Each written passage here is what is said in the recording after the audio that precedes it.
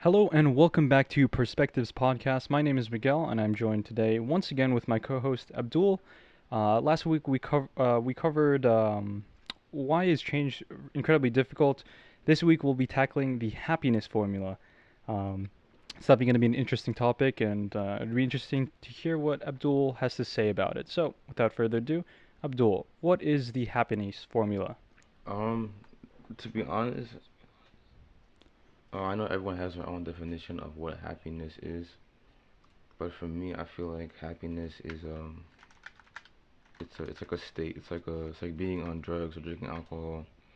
It lasts for like an hour or so, and then it goes away, and then you're in a sad or maybe angry state of mind. Um, Mm-hmm. and I feel like I was actually talking to my cousin about this. I was telling him that our life is not a movie. It doesn't end on the goals achieved. It doesn't end on being with everyone you love, and it's like that's it. Because the next day, that family that you love or that goal that you achieved is a day. It happened a day ago, and soon a year ago, and then you're looking for the next one, and the next one, and the next one, and it's a Mm-hmm. never-ending strife for quote unquote happiness. Um, Me personally, I feel like the one way to go. There's many other ways, but one way to go is to search for or find the formula for a peace of mind. Because no matter what state of mind you're in, whether it's anger, joy, sadness, you always find peace in it because you have something to be grateful for. Um, you have you always have something that's with you. You have your health. Your heart's still beating. You're still breathing. You have shoes on. You still have you're able to talk. That's a blessing in disguise. You can talk and express your ideas. You can Mm-hmm. And then this is me personally. This is the underappreciated thing. Is being able to cry is a beautiful thing because it's telling you Mm-hmm. that you still have a heart, um, and it's telling you that you have something that's inside of you that needs to be worked on. But it's telling you in a very merciful and generous way by showing that there is water in you, there is a clarity in you, and I find that Mm-hmm. to be pretty beautiful. But I am curious to see your viewpoints, your perspective on it. Right. I mean, I think you made some good points. Hmm. I think you're referring to things you take for granted. It's often mistaken as like happiness or whatever, Hmm. or the lack of happiness. But I mean, it's being happy itself is like incredibly volatile. Hmm. I think generally speaking, there's peaks and troughs of when you're happy. Like for instance, think of like the most recent instance of your happy, like the happiest moment you had recently, and think of your lowest point. Hmm. And then I find that like it's kind of like a pattern. People hit peaks and troughs, and you'll have averages throughout your day. Right. Maybe nothing exciting happens that day, and nothing bad happens that day. That's probably considered an average, like a median. Um, but specifically, the happiness formula is going to be different for everyone, and I know Most that's definitely. once again another cliche where it's always different for everyone. Hmm. But it's But generally true. speaking, um, yeah, no, for sure. I think there are fundamentals about happiness. Like good health, Hmm. generally speaking, will lead to more happiness, right? If you're like sick all the time and you have like disabilities and illnesses, then more likely than not, you're going to be less happy than someone that didn't have those. Right. Um, but we were having a conversation earlier, and I think this is also important in this discussion. It's like I think happiness is relative. Hmm. Um, Explain that. so what I mean by that is everyone's general level of happiness or what they consider themselves to be happy or level of when they're happy is going to be different from each person. Um, and we can probably measure it by like serotonin levels or dopamine levels, right? Or how your brain reacts, because like how electricity, like we can already read that shit. Right. Um, but it's gonna be different for everyone. So if I were to further clarify, Uh, when I am feeling most happy, or when I'm feeling the most happy I can be, and I get like an MRI of my brain or whatever. I'm not sure what or like they scan my brain. Mm. Different parts of my brain will light up versus your brain, or when compared Mm. to your brain, Right. when you're experiencing your highest peak of happiness. We're gonna share similar parts of like different lobes of the brain. I know there's like the frontal lobe, like I can't remember the other ones, but we're gonna see similar areas of the brain lighting up, but it's never going to be identical.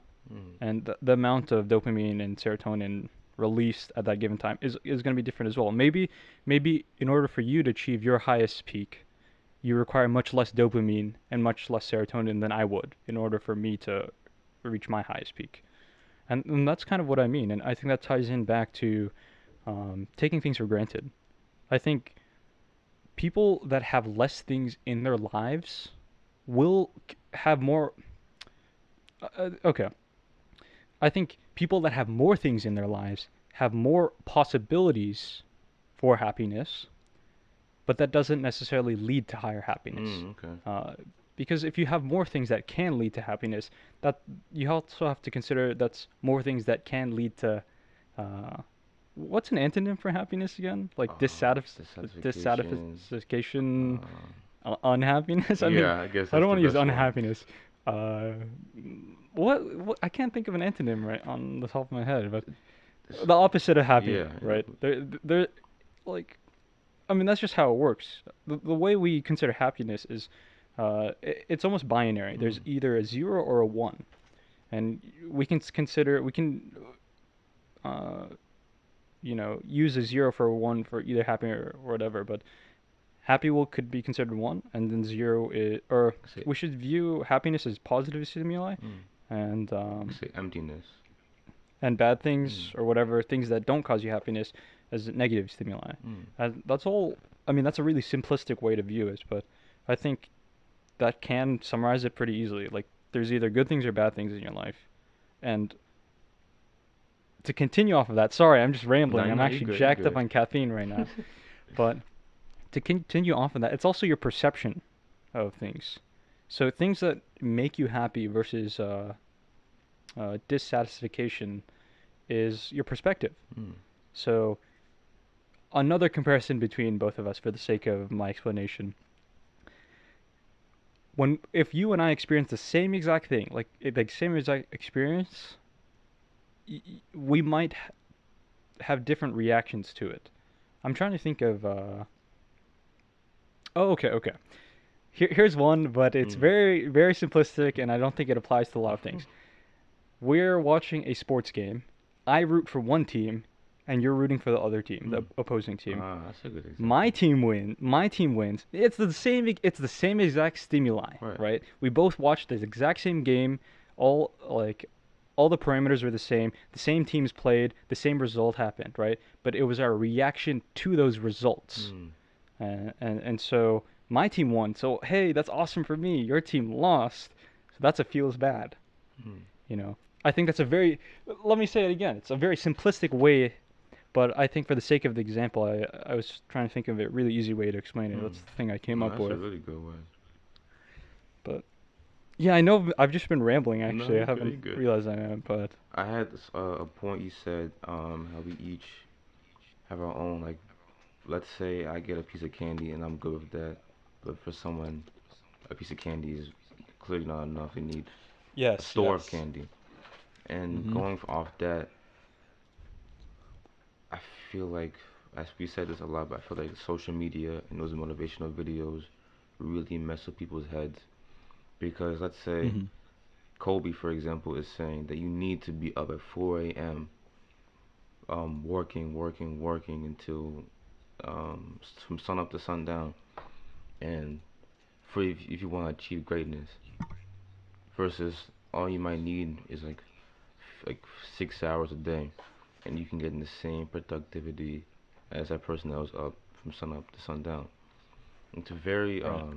people may disagree with it, but it's a very I feel like it's a very true thing because like the quality of the work you're putting in may differ from the other. Um, Mhm. not not only that is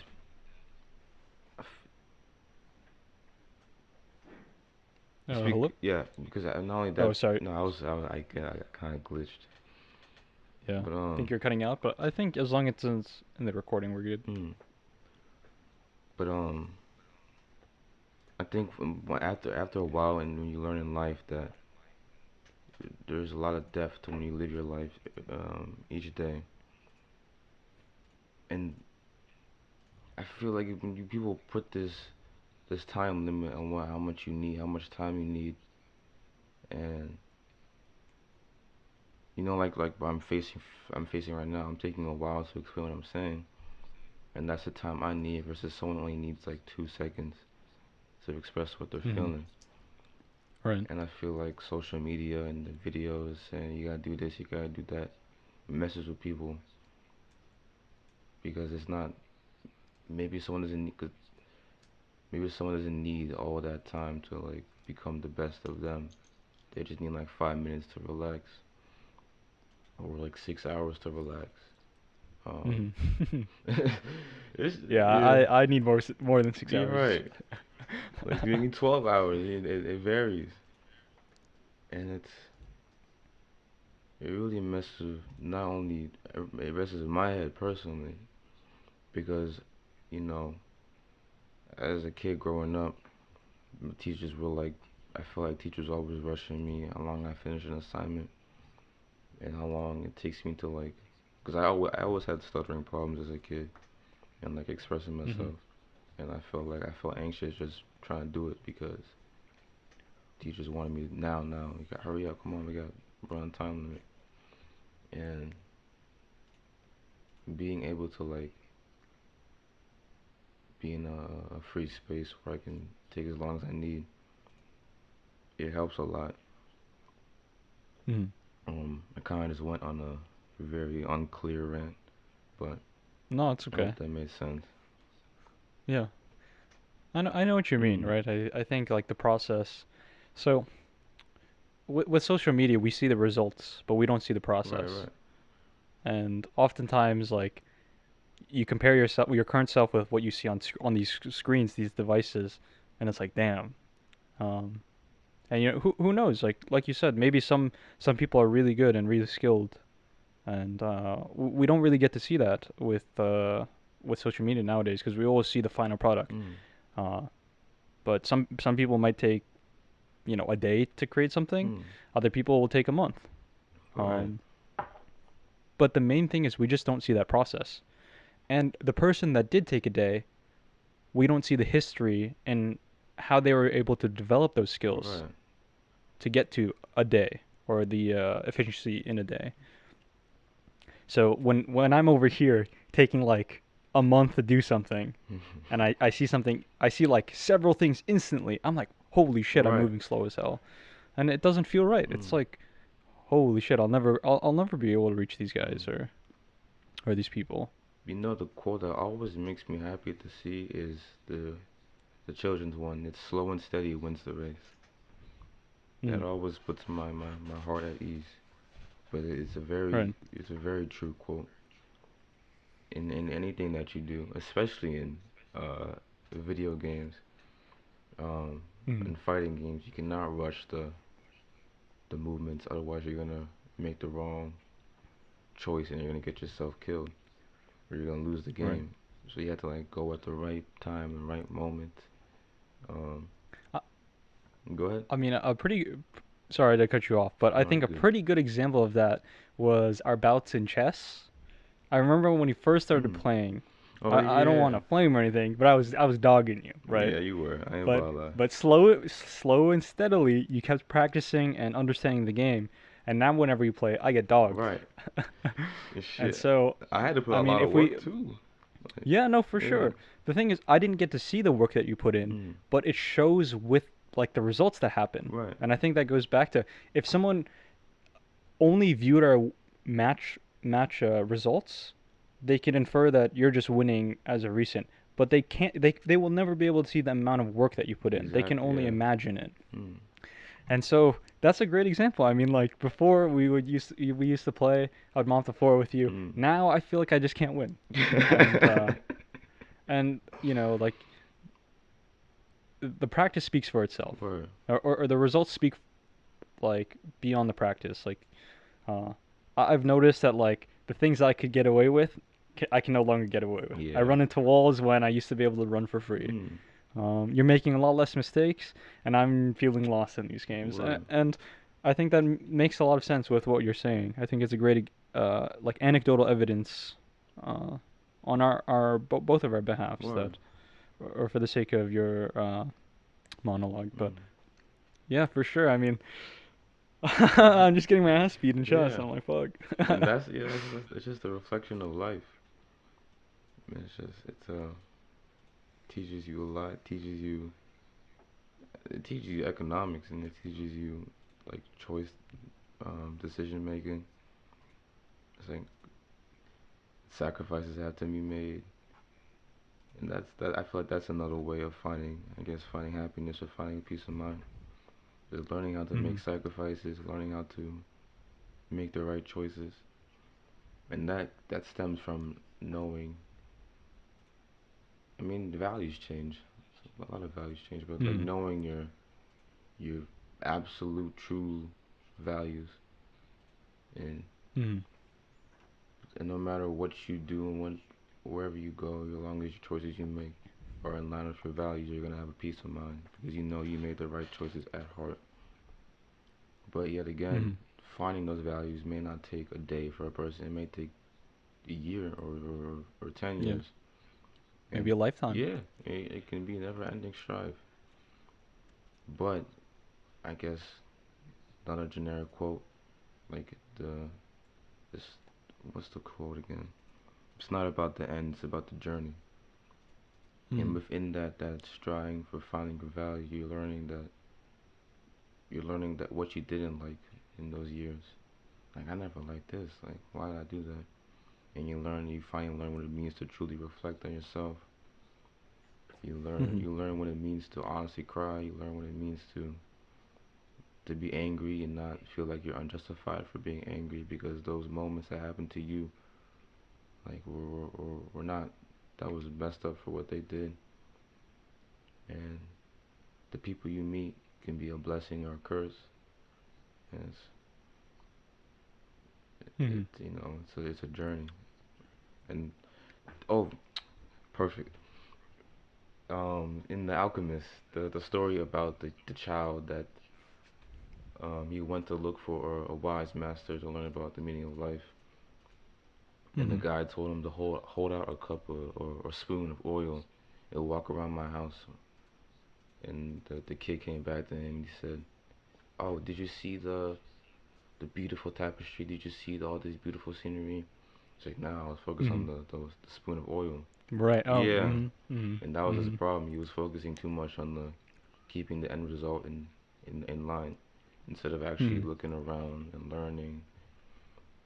And that it's like and that leads to a peace of mind or happiness is because I got the best of both worlds. I kept my spoon of oil intact. I got to see all these beautiful things, and now I'm at the end, and I regret nothing because I did what I had to do, and now I can just whether we believe in the next life or not, now I can just die in peace or sleep in peace or whatever. Man, I guess Mhm. to summarize it, it's moderation. Um, everything it should work in moderation. It should work as it's one, not to separate things. Um, and then for those when you see the thumbnail for this podcast, um, Mhm. it's the symbol for monism, made in tiny little taps, meaning like all those moments you had in life or end up it will be one. No, Mhm. it's one. It's just one. So I actually don't. I don't understand what monism is. Could you explain? It's basically that everything stems from one single source, and there's no separation in the world. To be put it Right. simply, Okay. Right. Right. have you ever watched Avatar: Last Airbender? Yeah. Yeah. I have. There was this one idea. Um, He was I think Aang, the main character, was realizing that everything is connected. Even the elements are one. The elements are Mhm. one because not in the way you think, but it's connected because water puts out fire. Um, water destroy. Water can change earth. Wind can cool off, um, or freeze water. Like it has their own relationship, and it's connected in that way. Mhm. And I truly believe in it. But yeah. Yeah. I mean, this monism you say. I Mm, mean, I actually never heard of that, mm, or maybe I have, but definitely not familiar with mm. it. But I think it actually does tie in with the happiness formula. Yeah. Honestly, like I there was a point you made where like the reference in The Alchemist with the alchemist and um he told Santiago to carry the spoon Yeah. with oil. Mm. Um, I mean, I think that was a metaphor for tunnel vision. Yeah. You know, Exactly. when you get consumed in life with a certain thing, um, you know, as you mentioned, like you miss out on other experiences of life. Mm. Um, I know now that you mention it, you know, I think that is a good example of some of my own experiences in my own life with a video game called Dota. Mm. You know, I was so consumed by this game where it was like the only thing that mattered. So I can say for sure, uh, in a span of 5 years, I missed out on a lot of things. Mm. Um, because this was the only thing I was focused on. Dota was the oil and the spoon, and that was like the only thing I was looking at. Mm.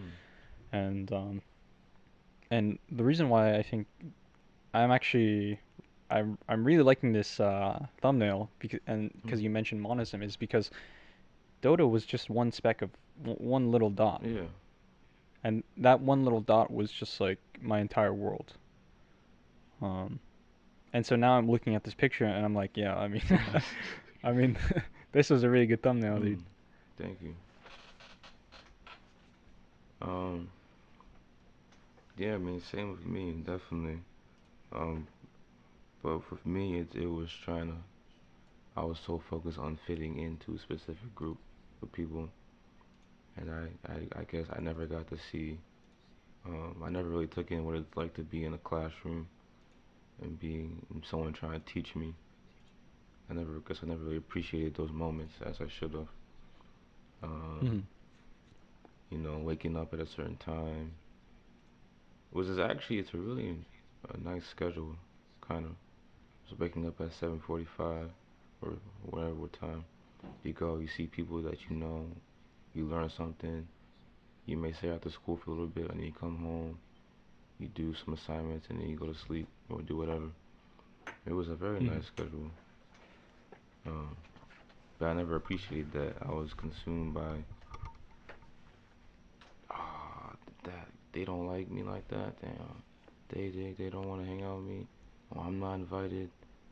Or this person Hmm. is they're going out and they didn't invite me and they're doing it behind my back.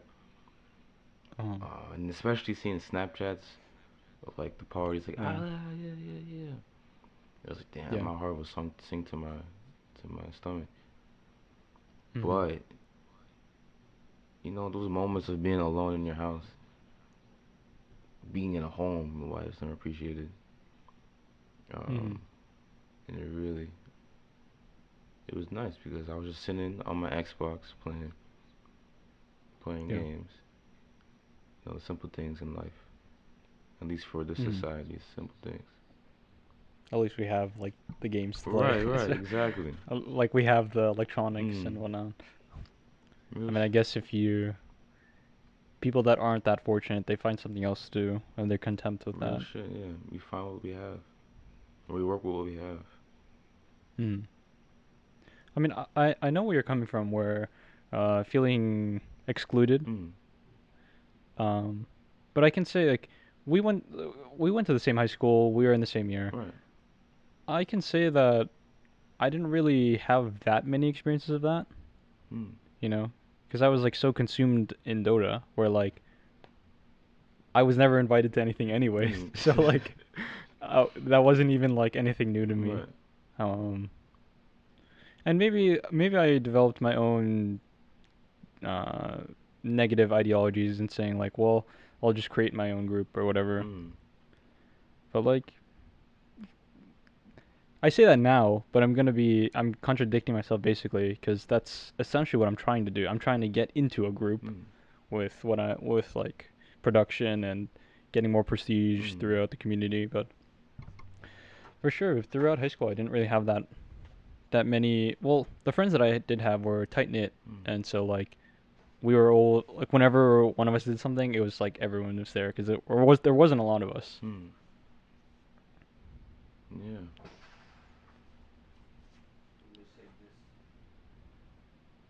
It's funny. It's how every time the past is really important. It should not be neglected. Yeah. I know people say forget about the past, but like monism says, everything is one. The past at some point was Mm. the present. You know what I'm saying? And it's like it's Mm. good to reflect on it, especially childhood experiences and like childhood traumas, because Mm. it is a part of who you are now. And until Oh yeah, but yeah, without a doubt, yeah, without a doubt. and it's like understanding that past, not even like trying to change it, but understanding it and like learn from Mm. it can like make the present moment even sweeter. And the Mm. present moment leads into the future, and it makes that even Mm. sweeter. Even though you may be going through the worst trials and tribulations in your life, but it's even sweeter because you know how to deal with this because you dealt with childhood trauma. As it's just another day.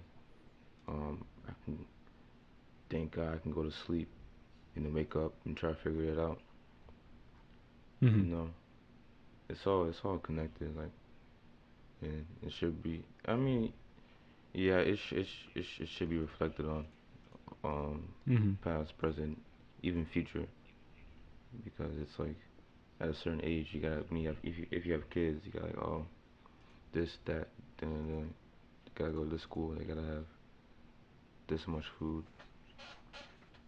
Mm. It's all connected. Yeah. I mean I too like analyze my traumas. Mm. I think everyone does at some point, you know. You think it over and you just cringe a little bit. Where? But there's a lot of important things that I've learned, like analyzing or scrutinizing my traumas, and it helps me understand like what I need to do now. Hmm. Um, I'm trying to think of some examples without like exposing myself, Hmm. but I've also considered like what if because they're traumas, because you know how volatile memory is, right? Like human Yeah, memory. yeah. Like we can kind of skew events in our own minds even though they never really happened, Hmm. or you can convince like if they're so traumatic, like people will like forget them altogether, Hmm. and your mind actually protects yourself that way. Yeah. Well, learned that in psychology class. But the brain is like, if it's so traumatic, it'll just like pretend it never happened, and like people have like some amnesia regarding that event. Hmm. And I think like oftentimes I question whether certain events happen the same way I think they did. Hmm. So whenever I try and remember something cringeworthy that happened in my life, I'm like, was it really that bad, or Overthinking am it. I just stuck in my own head? Word. Yeah. No, I feel that. Because there are some moments where I'm like, holy shit, that was bad. Hmm. But it was so long ago Hmm. that maybe I just thought it was bad. And the thing is, no one else is really thinking about it except for me. Hmm. Do you have any examples, or you want to keep that to yourself? I mean, I don't really have much to hide anymore. I Yeah. mean, I don't think that many people watch our podcasts for Yeah. now. So it doesn't really matter, but I just can't remember. Hmm. Let me try and think. Okay, so I just remembered one. Hmm. When I was little, um, I was an immigrant, came over to third world country, and I came from the Philippines, Hmm. which has a huge emphasis on food. Hmm. And from what I understand, um, Like being able to eat is a luxury in third world countries. Yeah. You see these countries where people like one of the most difficult things in the world in their lives is obtaining food to eat every night. And so kind of like a status symbol in those countries is being able to eat. Mm. Like, and so what happened was, um, my parents fed me a lot, like a lot, a lot. Mm. And so I was a really fat kid. Like I was a really fat kid. And my brother not so much. But when I scrutinize my childhood and I think back to why my parents like overfed me or made me eat a bunch of food like all the fucking time. And I don't want to say force me to eat because no one forces you to eat really. Right. But like they always like enforced me to eat. Mm. I don't even know if that's the right word for that, but um yeah, I was always, I guess, self-conscious about being fat, Mm. like being really fat. Because as a kid, I was just like, I was a fat, I was a fat kid. Right. Um, and so I remember I would be like really anxious about like being a fat kid. You know what I mean? And so I dealt with that through like middle school and like, you know, Mm. whenever someone made fat jokes, I would get like really anxious and shit. Mm. And I guess now I don't really care anymore. Like if I always have like something in the back of my head that creeps up, and I think like, am I fat? Right. And then it's like, I don't think so for like for right now. But if I keep eating these snacks around my house, like right now, I will for sure, Right. with my sedentary lifestyle, sitting at a desk in front of computers. But I think that's one. I'm sure there's countless other ones, but that's something that I can recount off the top of my head. Mm. Um, yeah, I remember. Oh, it's also like my brother teased me all the time for being fat. And then I guess like friends at the time would always like sneak in some type of like fat joke. Those things stick with But people. I'm It sorry? sticks with people. Those little jokes. Yeah, yeah, Yeah. for sure, for sure. And I noticed that I was projecting those insecurities like fairly recently because when my brother gained weight, sorry, Jude, to expose you a little bit. When my brother gained weight, I would nonstop like maybe like 3 years ago, 2 years ago, Mm. 4 years ago, when my brother actually gained weight and became heavier than me, that's when I started teasing him. And it took me a while to realize, and that was one of the things where I was able to scrutinize my behavior going back to childhood trauma. And I realized I'm projecting this because I've been hiding this all this time. And so all of this, it maybe in my mind, I wasn't doing it consciously, but it was like this subconscious decision making in my head that was kind of like releasing all of that pent up frustration from my childhood and Mm. whatever. And I remember one day where I don't remember when it happened specifically, but I remember there was like a moment where I realized, holy shit, it's because like throughout my childhood, I experienced all like this anxiety about being fat or whatever. My brother teased me all the time, and so now I'm getting back at him. Mm. And then that's when I stopped. That's when I stopped roasting him about his weight. Mm. Because I remember I would like poke fun at him anytime I got the chance to, and that was one of the times where I think it was really useful uh, to refer back to monism. Everything's connected, you know, Mm. scrutinize my traumas and make like some type of positive change. Because like it doesn't help anyone for me to lower his self-esteem. Because like although like he knows I'm joking and I'm just playful, and it's not like anything with malintent. Like you said, people take that to heart, Mm. you know, Yeah, they do. and people's psychology can be deeply affected by that. Mm. And so I think around that time I also just like stopped altogether with, because before there was like no filter. With my brother, anytime I said something, I would just tell it how I saw it, Mm. and regardless of having any sympathy and understanding what are the consequences of me saying this. So now this filter has changed since then. Mm. Um, so because when I thought about it, it doesn't diminishing his self-esteem doesn't benefit anyone really. Yeah. and it doesn't really satisfy my trauma either, because what's done is done. Yeah, It's already in the yeah, past. it does. Like what ends up happening is I just continue the cycle. Hmm. And it's better, like what my conclusion was, it's better to be the end of a cycle. Hmm. So I know it's really easy to say, like essentially I'm saying stop hate, guys, stop all bad ideas and everything, Hmm. right? Be the last of the cycle.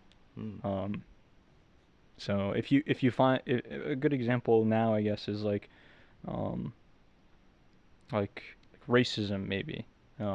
You experience racism. Hmm. Well, let's say another race is prejudiced against you. So I know being an African American, you probably get it the most in the United States. Hmm. Me being Asian, I get some of it, not as much. It really depends in each country.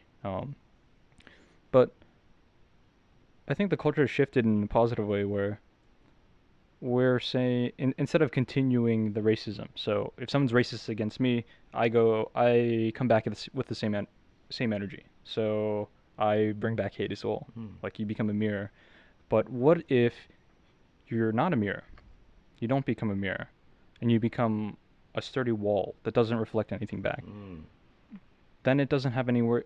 Like then the racism ends there. It only went one way Right. instead Right. of in any direction possible. Hmm. Like you essentially stopped the cycle. That's a very good point. But like I said, it's way easier to say that Yeah. than because it's really easy to say, "Hey, no more racism from Right. now We're on," done. right? Yeah. Yeah, we're done with racism. It's All right, over. just wanna FYI to the world, and What? then suddenly we're like, we're good. No, Nah. it's way easy. It's so easy to say that, We have but it a. really starts with it, like an individual Mm. to like consciously make that effort, and like similar to the story I told with my brother, it's like being able to like scrutinize yourself and and use use those past experiences and make decisions now based off of those experiences. Hmm. Yeah, man. Because it's really easy to project things. I had a really bad day, so I'm going to take it out on someone else. Hmm. And then suddenly, because I take it out on someone else, they also have a bad day. So then they get that negative energy and put that negative energy into something else, Hmm. into their work. So now they have negative energy. It's this like dominoes. Hmm. Yeah, I experienced that last night. Really. I was, cause I didn't eat, that much yesterday, and I was getting angry at the smallest little things, and everything bothered me. And then I was Mhm. playing my cousin in Smash, and he was whooping me, bruh. I mean, like Mhm. whooping me. I was getting Yeah. so angry at myself, like, fuck everything, fuck this, fuck that. Throwing the controller, and then like putting out that negative energy is probably like, it transfers to people, and it's really, Mhm. really unhealthy, you know. Because my other cousin, he was watching me, and then I'm watching him play another game. He's raging just as much as me, and it's just Uh-huh. not healthy. Yeah. I mean, is your cousin younger than you or He's 16. There was two 16? of them. Yeah. Yeah, there was two of them. There was 16 and Right. 17.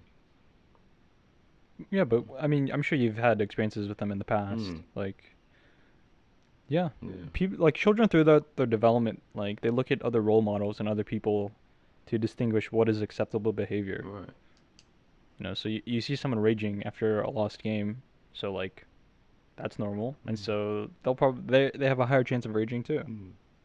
And I mean, I mean that also reminds me of like being well, how can I say this, like unnecessarily upset about certain things, Hmm. Yeah. kind of like what you're doing, but to reference my parents, my dad specifically kind of blew a fuse. Like he has a really short temper, Yeah. and so I grew up in a household that had like a father figure, especially a father figure, being a man, you know. Hmm. Um, so I think I did a pretty good job, not kind of following in those footsteps. Hmm. Um, but my brother, I'd say, got more of those traits. Like I still notice myself when I get unnecessarily upset over something insane, but I got those attributes from someone. and I learned that was acceptable behavior at the time. Um, Jude's been pretty good about it Mm. nowadays as well. Right. But everyone's tamed down. You know, I think it could have easily been we could have just been mirrors, Yeah. and his energy, and then we bounce it back, then he bounces it back, and I think it really helped when we had it really helped when we had conflicts. I know that's like it doesn't really make sense, but when we did have conflicts, we got to like understand each other better Mm. because that's when we kind of Yeah. like actually talked, Yeah. you know. And that helps. That's a big thing in relationships. People just don't communicate what they really want or what they really mean. Mm. Um, Mm. but yeah, that's a big thing with the Yeah. relationships. It's like there's a lot of expectations. It's like, but not every party understands. Mm. No, I think when you all brothers are supposed to fight. All family or close acquaintances should fight. Because you learn more about them. You learn how they react to like the anger or the issues. And you always get closer at the end of the day, Mhm. regardless. Because that's family. That's you love them. And, you always get closer. Um, you said something that was that caught my attention. I was gonna ask you, when did you first realize that you didn't want to be a mirror? Like, was it a specific moment, or were you like, was it from reflecting? Um. Okay, time for some psychoanalysis. I can already think of like two reasons why. Mm. I think I'm not gonna list them in any order of priority Mm. or what mattered the most. One of the things was I was the youngest sibling Mm. and I Yeah. was the youngest family member. Yeah. Okay, so what that means in a hierarchy point of view, I am like essentially the beta within the family. Mm. So in a lot of arguments, in a lot of if anything got physical, if anything got physical, right, Mm. I would lose, Right. right? I was the smallest, I was the youngest. If we go back to animals, like that is like how hierarchies are formed. Like the strongest are on top, the weakest are on bottom. Right. Um, not well, most hierarchies. I know there's some weird things about like hyenas or something, but Mm. generally speaking, the larger you are within a family, the more power you have, the more power you hold over that family. Right. In the animal kingdom, not speaking for humans entirely, holds some truth, but I think that maybe is one factor. I was physically the weakest, physically the smallest, um, so I had less overall influence over everything. Mm. So my approach was almost always be submissive. Um, Another thing, I couldn't really win any arguments because I know for sure I'm incredibly stubborn, and I get that from my dad because my dad is incredibly stubborn, like incredibly stubborn, and both my brother and I are also stubborn, right? Because we grew up with that in our developments. Like our father figure is stubborn, so we will most likely be stubborn. Mm. I get that as well. Mm. So no matter what I did or what I said, I was always wrong. And so when that's the case, you find solutions. Right. Instead of trying to be right, you find compromise. Even regardless whether you are right or you're wrong in the you're gonna be situation, wrong. Yeah. you're going to be wrong either Yeah. way. I So know that my feeling. resort was compromising. Mm. And I think that also contributes to why instead of trying to give back negative energy to be a mirror essentially is like find compromise, find a middle ground where no one wins. Mm. Because I can't win anyway, Mm. right? So the best outcome for me is that no one wins. um, It's pretty and so you find ingenious. solutions. Right. You find different ways to make that happen. I'm sure you've dealt with really stubborn people. Oh my No matter god. what Yeah. you do, Yep. no matter what, it's like talking to a brick wall. It's like no matter what you say, what you do, you're never gonna get anywhere. Yep. So the best way is just to stop talking altogether, and that's essentially being a brick wall instead of a mirror, because a mirror reflects back. Mm. You know. Um, Also, like I think I was exposed to a lot of verbal banter Mm. Like playing Dota 2, like you hear the worst out of humans. I actually think like the worst things you can hear are probably over the internet Oh my, yeah. Yep. because like there's essentially no consequence. There's no filter, there's no consequence. So people can say whatever they want, zero consequences.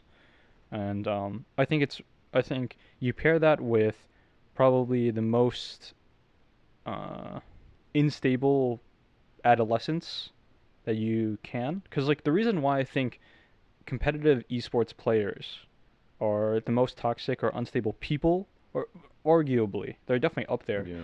is because their profession or whatever they're doing requires them to sit in front of a computer screen for like 12 hours every day doing one thing, and in conjunction, very little social interactions with humans. Mm. Because you're spending all that time in front of a monitor speaking to like pixels. Yeah. So you get very little experience with actual discourse with humans.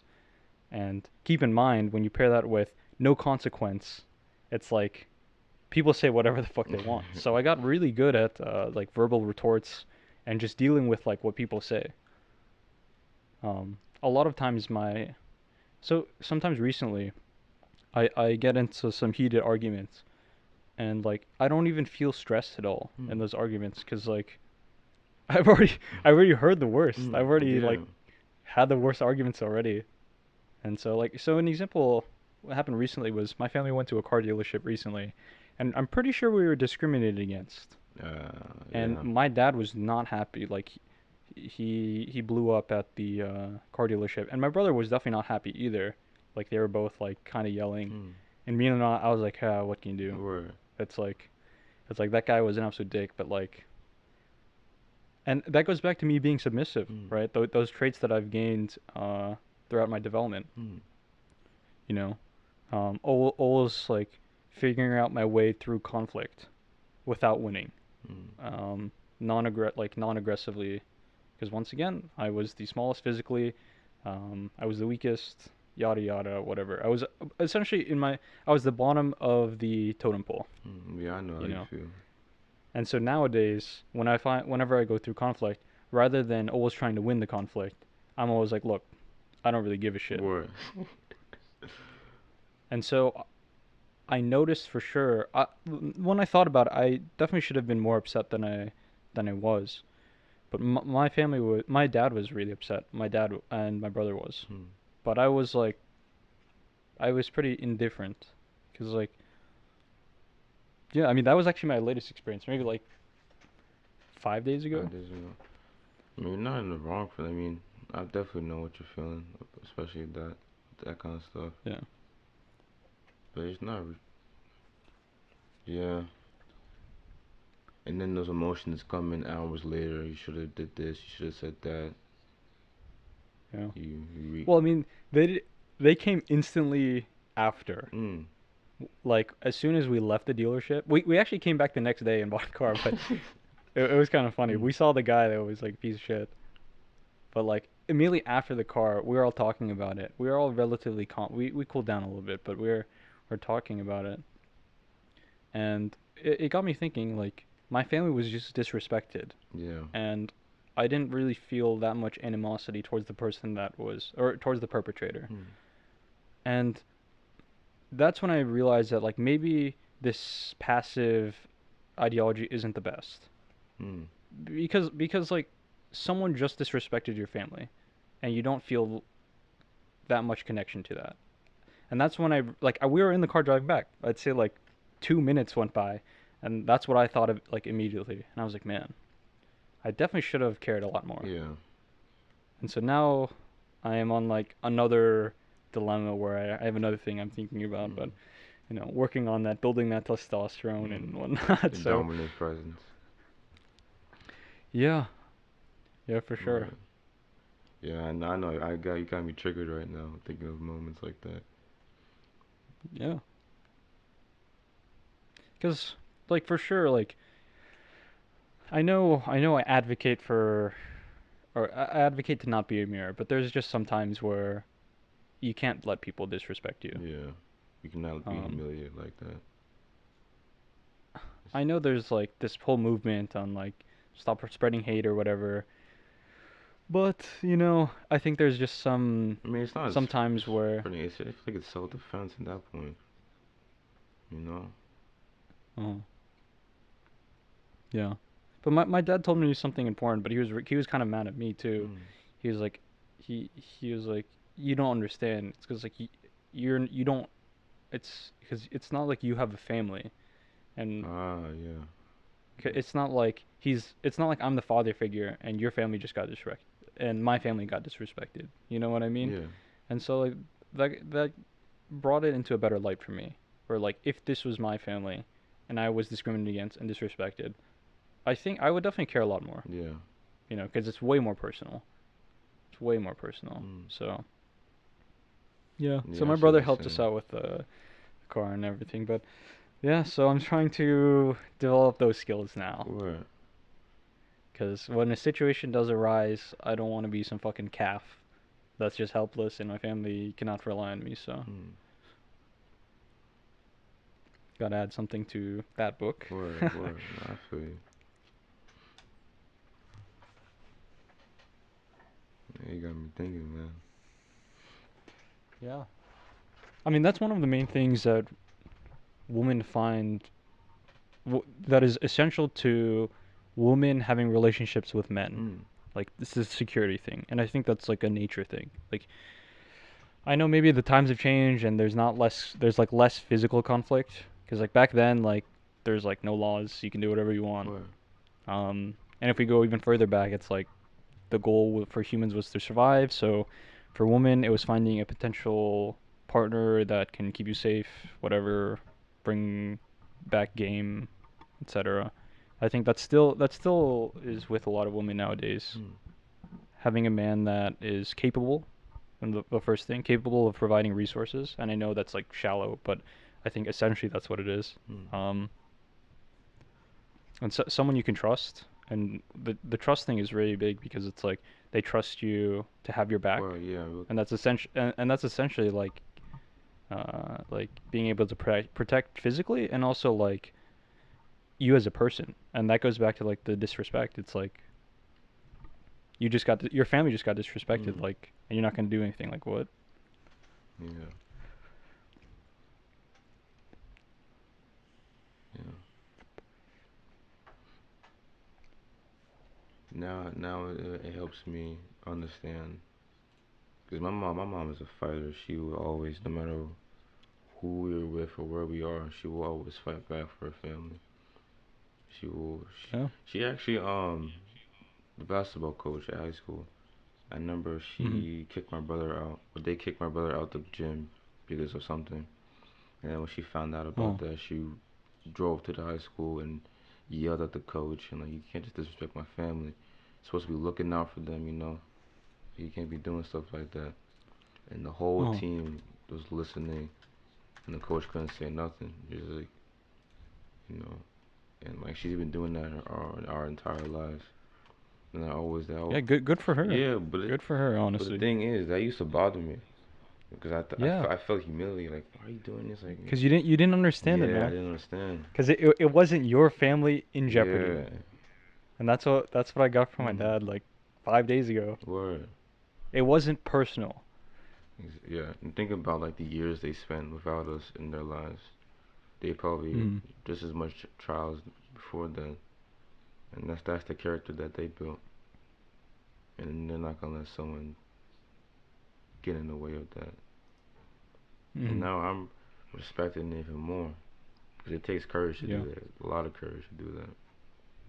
It does. And it's not even spreading hate at that point. It's letting you know that you demand respect. Otherwise, Mm. we're gonna step over you. Let people. Yeah. Yeah, Exactly. you know that's what it's all about. Especially no, not. I mean, that's what it's all about. In the larger picture, it's respect.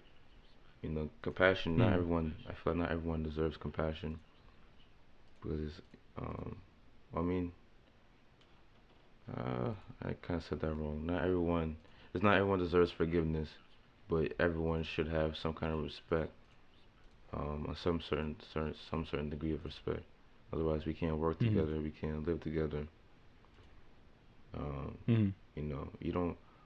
Let's say, for example, my mom doesn't have to forgive the coach for doing that to her son, but they should have mutual respect. Like, look, yeah, you're right, because I'm not supposed to do that to your son, but at the same time, it can't be.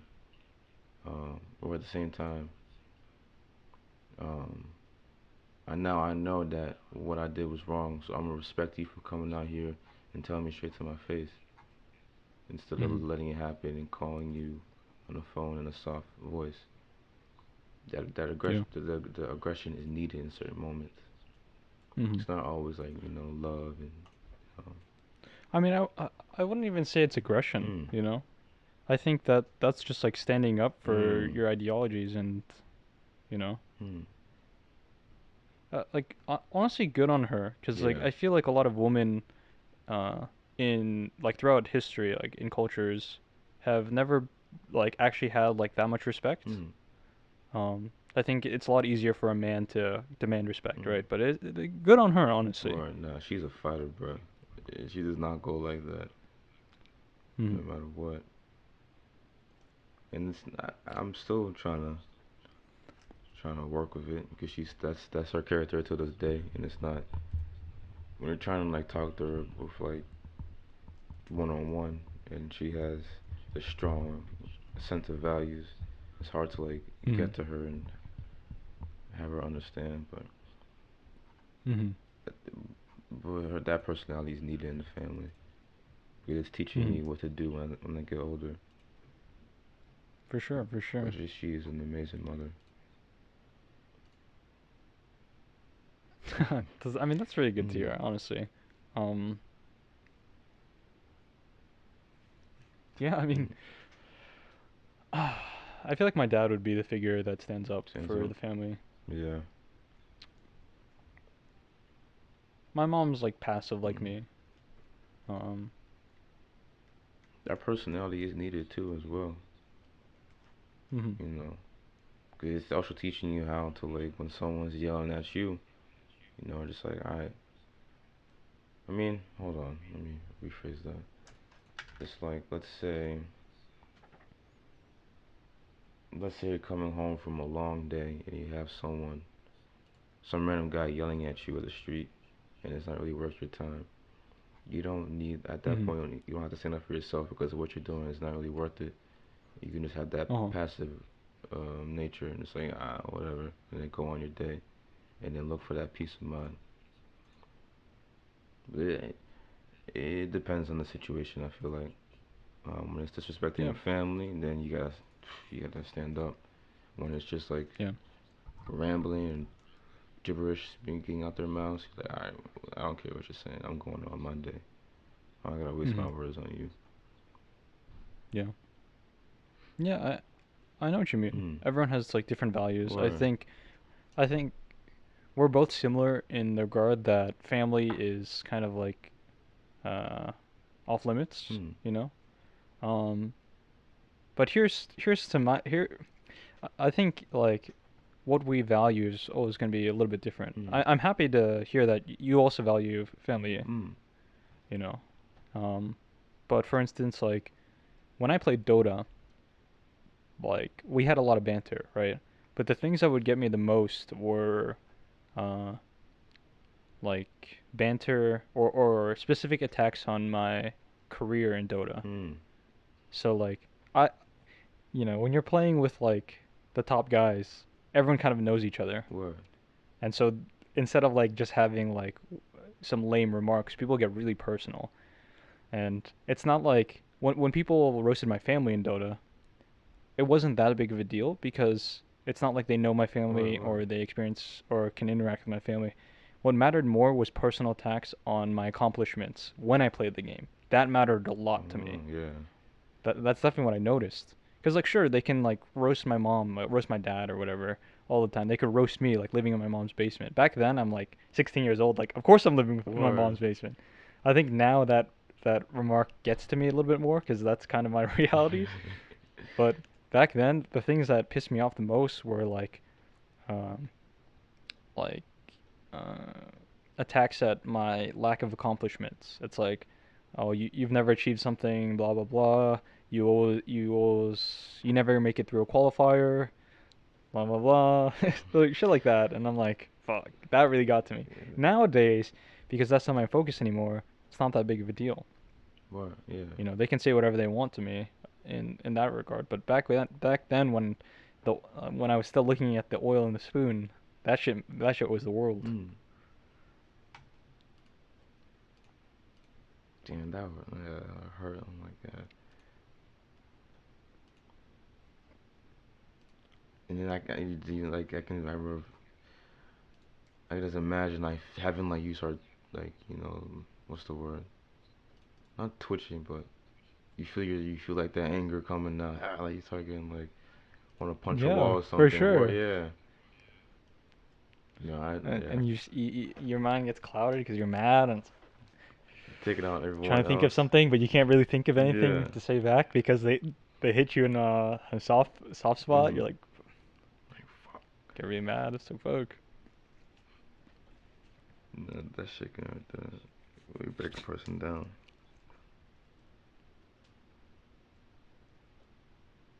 Just one thing my brother told me.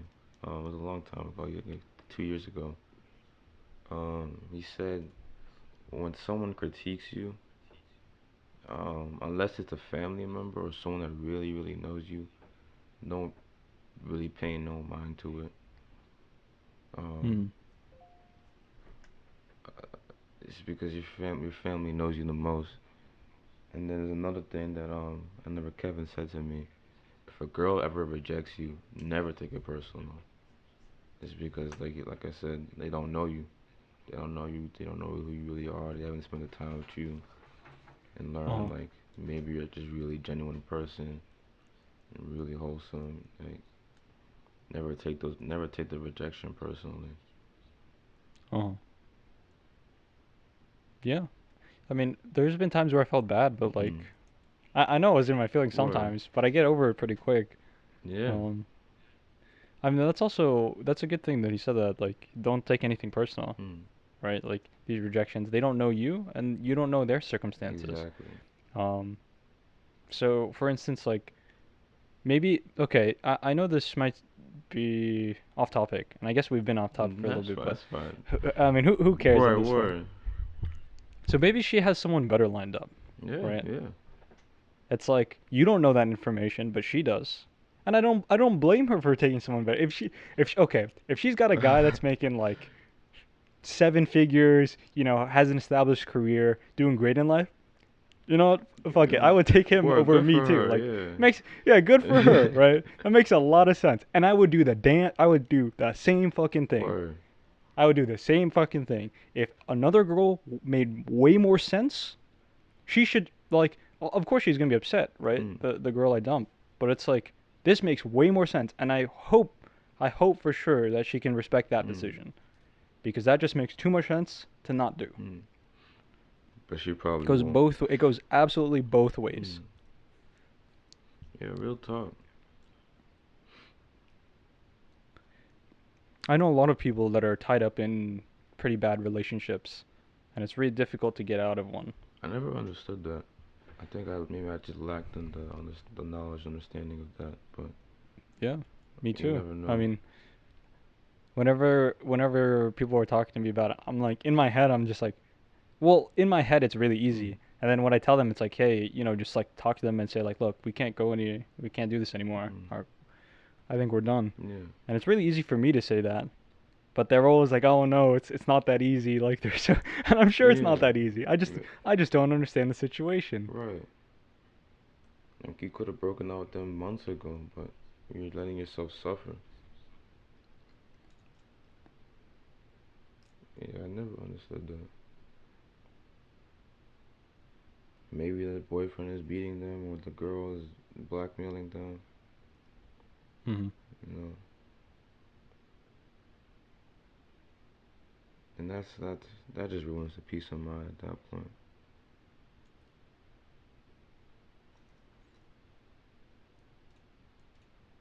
Mm.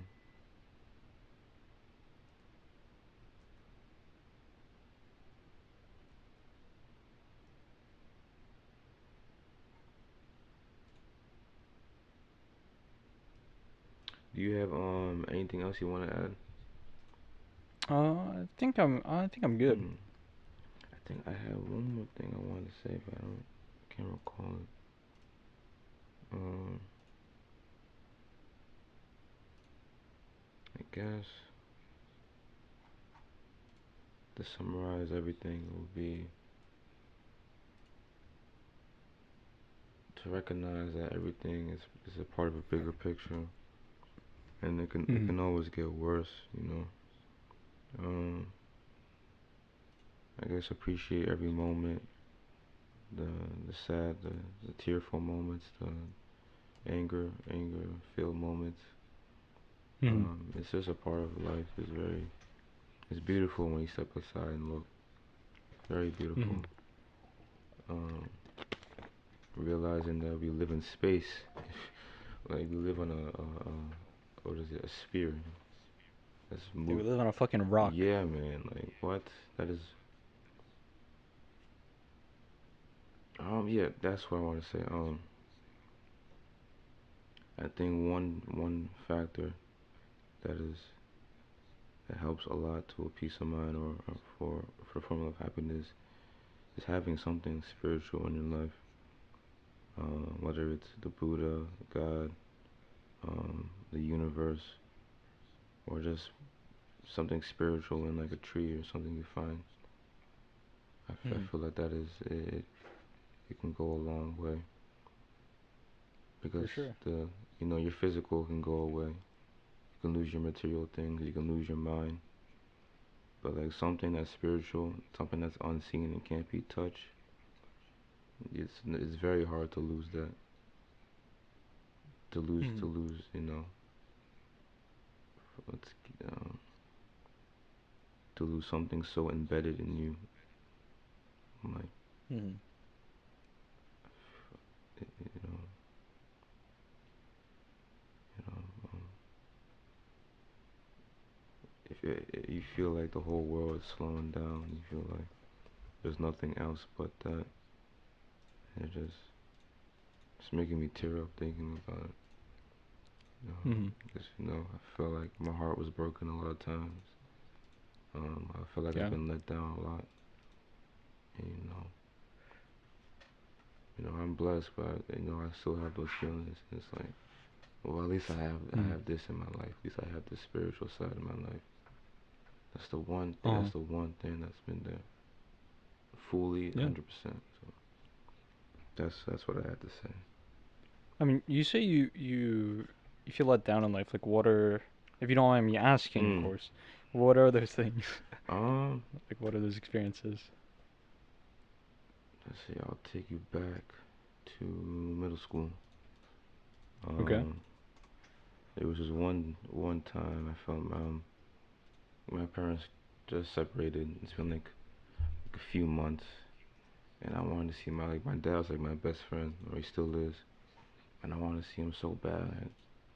And then he texted me like, "Oh, I'm coming over, take you to your aunt's house. We're gonna hang out." My mom, she refused. Like, I said she's a fighter. She refused to let us go, and I felt like I was just let down at a crucial point in my life. I felt like I needed him, and I was just let down. Um, Mhm. There's other times with like girls like they'll say, "Oh, we'll meet up. Don't worry, this Saturday." Nah, nah. It doesn't happen. Mhm. Uh, Yes, sir. Yes, yeah, you sir. know how it is. What can you do? Um, Definitely, I pity the guy that's never been denied. yeah, yeah. Definitely in sports too. My coach literally told me to my face that I'm one of the hardest workers on the team, but I never played. I played in the 3 years that I played lacrosse. I played at least 10 minutes in total. Damn. Yeah, and like damn, I did all this work just to be let down like that. Uh And huh. it's just little things that add up. Yeah.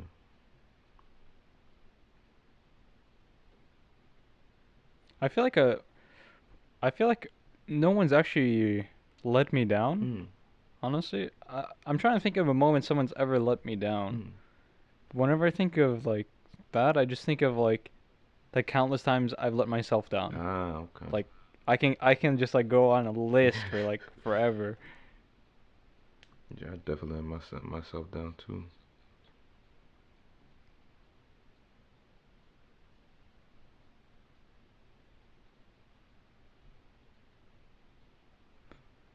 Damn. Maybe that's a topic for next week. Yeah. What does it feel like to be let down? Do you have any last words? I think we wrapped it up pretty Or well. We yeah. went on a few tangents, got a little bit off topic, Right. but I think that's kind of like the goal of this podcast. Yeah. See where conversation takes us. Well, that's a good topic too. All right. Thank you guys for listening to another episode of Perspective Podcast. I appreciate y'all if you listened this far. Um, I know we haven't posted in a while, but everyone goes through their own things, and we gotta give everyone their time. And like we're doing this. It's therapeutic to us, and I hope it helps y'all as well. You know, uh, we still haven't decided our next topic, but don't worry, we got y'all. And I hope to see y'all again next time. All right, peace.